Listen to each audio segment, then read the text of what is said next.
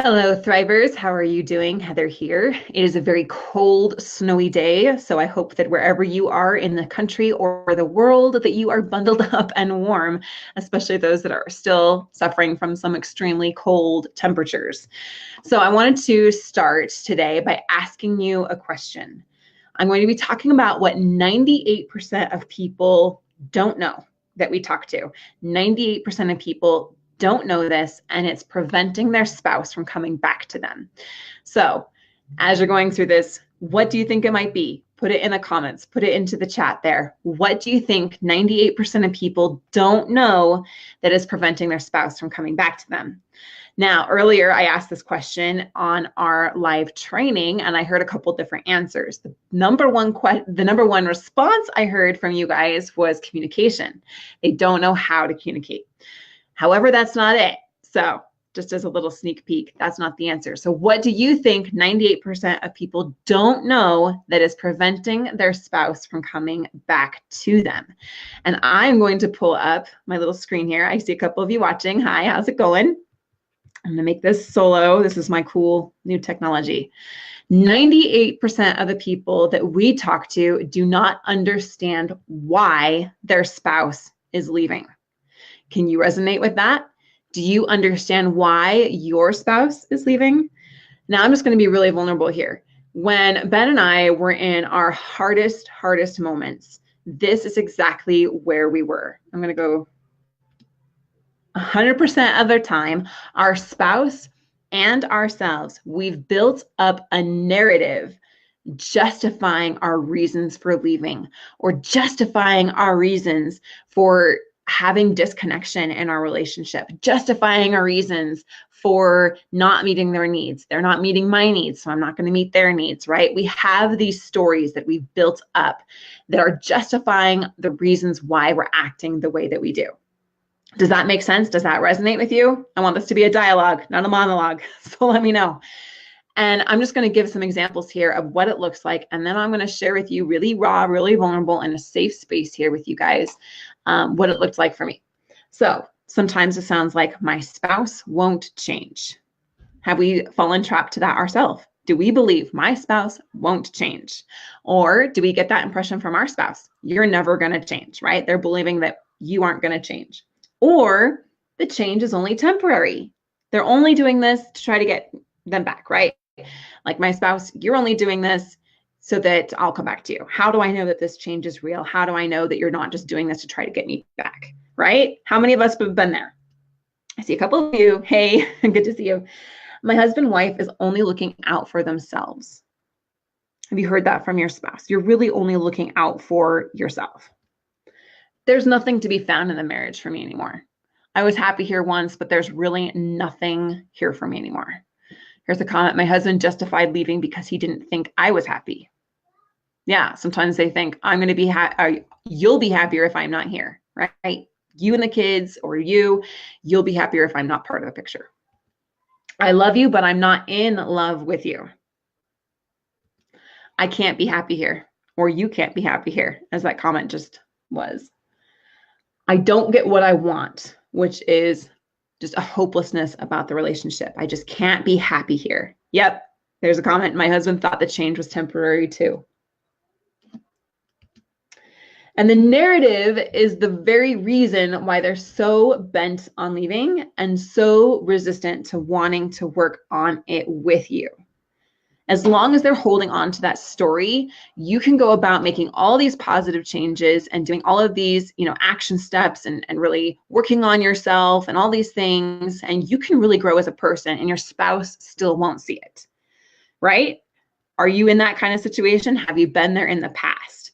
And as long as they're believing this story, then they're not going to see that the changes are true or that the changes are lasting. And they may not even see the changes at all, which can put us into a very frustrating and exhausting kind of situation because we feel like we're fighting an uphill battle and they're still we're not getting anything from them, right? So that leads us to the question here. How do I build up hope in a happy future? How do I start changing that story? Okay, I'm going to remove this. Come back over here. I'm talking to my computer now. Yep, he's depressed and feels like he's doing it for me, and it makes it difficult. Absolutely. All right, now I'm back. I'm going to hide that. So if that is our quest, then, if that is the biggest obstacle preventing us from reaching our spouse, then how do we bridge that gap? How do we start to change that story about ourselves with them and within ourselves? Because I can promise you, you have your own story that has been subconsciously holding you back, that has been subconsciously pushing your spouse away from you. So what we want to do, because we always want to get to the root of the issue, right, is uncover what that story is, uncover that narrative, right? So I'm just going to be really transparent here. 4 years ago, still in the middle of fighting breast cancer, had my bald head. I was wearing this beanie a lot. Honestly, I've had it since high school. I love it. I had that bald head and it was so cold. And we were living in the camper trailer with our 6 children on my in-laws' land. Up until that point, Ben and I were really, really close. I mean, we were fighting every step of the battle together. And we'd gone through the pregnancy, going through chemo, going through surgery, having the baby, going through more radiation, or chemo, sorry, not radiation, more chemotherapy, and me being in the sickest, weakest state that I've ever been in my life and having to depend on him. And he was there. Now I'm going to be really honest. Things started to change when we moved onto his in-laws' land. All the stress, all of the tension that he had been carrying and the burden that he'd been carrying, now he had his family there to help him. And me, I was still very, very sick. I was going for radiation every single day, and I was still going through chemotherapy and living in a camper trailer, which was absolutely humiliating to me, right? We had lost our home. We had lost our business. I had lost my health. I had lost my beauty. And now it felt like I was losing my marriage, because now Ben had support and he was starting to go to them for some comfort and for some strength. And what did that feel like to me? It felt like I was being abandoned in the emotional support that he had been giving me up until that point. I felt more alone in those weeks than I had ever in our entire marriage and our entire life. I had built up the story in my mind that my husband was more emotionally invested in his family and getting support himself than he was in giving it to me, because that's what the evidence looked like, right? The evidence, the external symptoms was that he would come home, and instead of coming to say hi to me in the camper trailer, he would go and talk to his parents for an hour or so. And that felt like abandonment to me. So I built up this story that, wow, he must only care about me if his family isn't around. He must only care about me if this and this and this. And I failed to understand him and failed to understand what he was really going through. So as I felt abandoned, I started to shut him out as well. I started to want to distance and protect myself. And it started to create a bigger and bigger and bigger rift between us at this time. So what did I do? I called my mom. I acted out of fear. I definitely ignited the situation. My mom said, go to a counselor. So I went to a counselor. I did not get any help there. They said, communicate more. And all the while, this narrative that I had about Ben and about his true feelings for me and our marriage and our relationship continued to spiral into a very dark and negative place. And all the while, he started building up a story about me, and a story that I need to protect myself in case I lose her. And so he started to distance himself more and more from me. And it was a really, really challenging time. And I remember sitting in the camper one evening as I just made dinner for our 6 children, the baby literally sitting on a high chair on the floor of this camper trailer. And I was just bawling, and the tears were falling into, I think it was spaghetti. I was making spaghetti. The tears were just falling into the spaghetti. And I realized I shouldn't be crying into our food, but I couldn't stop. And I just sat down and I was like, I can't do this anymore. I cannot do this anymore. Have you been there? Have you felt that feeling of, oh my goodness, how bad could things possibly get? And I just wanted to quit. I just wanted to get away. Okay. My reaction in the fight, flight, or freeze response is if I can't fight, then I'm going to get out of there. I have to change my circumstances. I've got to get away from this pain. I can't do this anymore. All right. And it got to the point where I actually got in the Suburban and I was like, Ben, I need to leave. I just can't do this anymore. And that was the first time in our marriage that one of us said those words, I need to leave. And so sometimes when you guys see us, I post a lot of pictures of us happy and working together and everything. And that's all true. It's all real. But we've been there in those really dark moments. And we've had those moments of absolute disconnection. He and I had both built up such a story about the other person and about our relationship and about ourselves. I even started to internalize it. I must not be worthy of love. Have you done that yourself? You start to tell a story so long, or you start to see this evidence of what's going on in your circumstances, and you must be like, it just must be me. I must not be good enough. I must not be deserving of love. I must have, everything I felt like we had up until this point must not have been true. And in that darkness, in that space of tears streaming down into our spaghetti, I just remember thinking, is this real?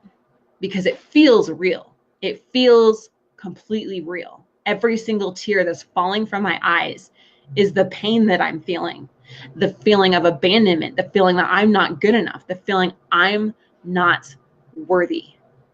That feels real. But could there be another way of looking at this? Could there be another way of looking at this? And now if you followed me last week, I shared how another story, a night in the camper, very, very close to this time. I came back from the Suburban, driving away in the Suburban. I came back. I knew that there was nothing else out there for me in the world. And I knew driving away that I was making the worst mistake I've ever made. And I knew that these problems I was feeling and this feeling of I'm not good enough, I'm not loved, it wouldn't be solved somewhere else out there. Those same challenges, those same stories I was telling myself, that same darkness that I felt inside me would go with me wherever I went. And if this relationship with Ben was to end, that it would continue with me into a new one or continue with me the rest of my life. So I went back. I apologized. And I determined I was going to try to find a new way of looking at this. And that night when the camper was shaking so bad from that wind, and I was lying in bed shivering with our little baby beside us on the floor and the cold wind just coming down that window onto us, wrapping my bald head with the sheet of our bed to try to stay warm, I knew I needed to start to see this in a different way because I couldn't stay in that darkness anymore. I knew it would consume me. And I was still fighting for my life, which I know is not good energy for healing. And I just knew I'm not going to get through this if I stay in this place anymore. And so I determined I'm going to start to try to understand him. I'm going to try to start to understand what others are going through because I am so wrapped up in my own pain right now, in my own victimhood. And why is this happening to me? And that was the time, it was a process that I started to learn how to look more at others. And I determined I was going to do that. I made that decision. So does that resonate with you? Do you want to start to make a new decision? Do you want to start to look at things in a different way? Do you want to get out of the painful place that you might be in your camper trailer moment and your tears streaming into your spaghetti, wrapping your own, just shaking in the cold as you sit there and you realize that it cannot be this way anymore. Is there another way of looking at this? Do you want to learn another way of looking at it? Because those stories that we have about ourselves, about our spouse, the stories that they have about us, the stories that they have about themselves, they can either tear us to shreds or we can start to tell a new story. So what do you want to do? How do you want your story to unfold in your life? Mark and I, we just did a full training on this last week. And if you haven't had the opportunity to watch that, I'd love to send you the replay. So if you want that, say me in the comments and I'll send you the replay for that. We show you exactly how to uncover what their narrative is. What is the story that they're saying? Because if 98% of people don't know why their spouse is leaving, Don't you think we should figure that out? And not just figure out the things that they're saying, but figure out what's actually under that. What is that driving, core reason? What is that root issue that's going on? And then once we uncover the narrative, we go through our path method, and we'll show you exactly how to do that in the training. You can uncover what their narrative is and then start to change the story. When you start to change the story, then everything else starts to change as well. You get to the place, it's actually a really beautiful place that we teach our clients, where it starts to get the teeter-totter effect. Their spouse suddenly, if you show them that these changes are real, and you show them that this is who I really am, and yeah, I may have been distancing myself from you in the past. I may have been afraid. I may have felt that, you were abandoning me. That's my story. But now I'm a safe place. I am not going anywhere. I can learn how to open my heart to you. I can learn how to build bridges of communication, and that these changes are real. They start to teeter back and forth, and they realize, oh, wow, maybe that story isn't true anymore. And they go back and forth. They get the teeter-totter effect. Maybe they're going back and forth between you and another person, between you and leaving, between being open with you and vulnerable, between shutting you out. It's that teeter-totter effect.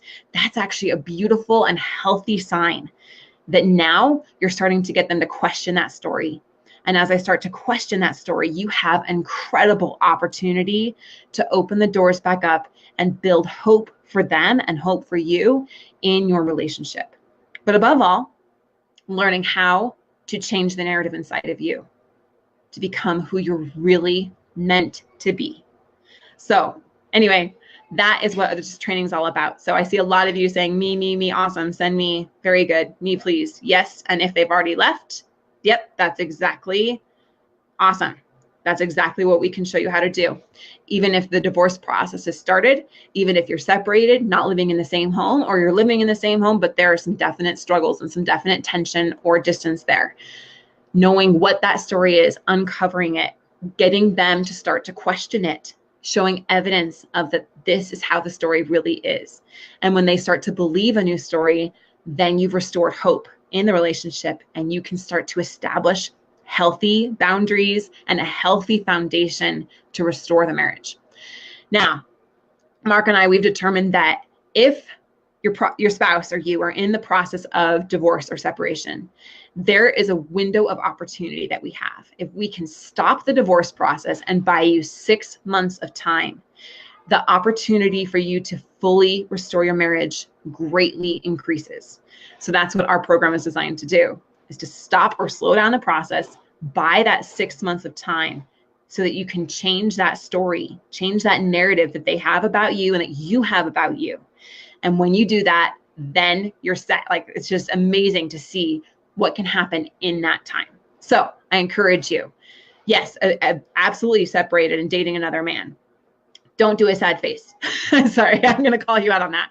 I understand it's painful.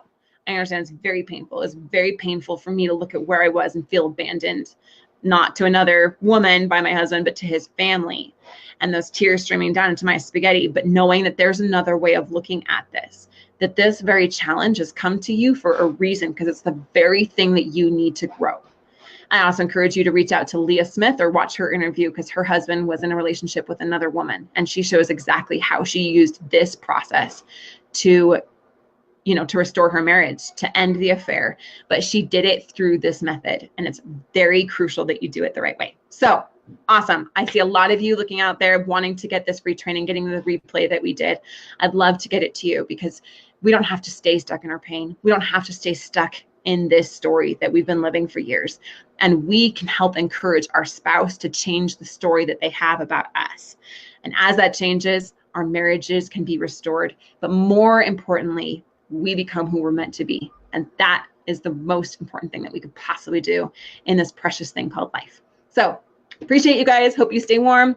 Hope you stay snuggly warm. I'll send that replay out to you guys, and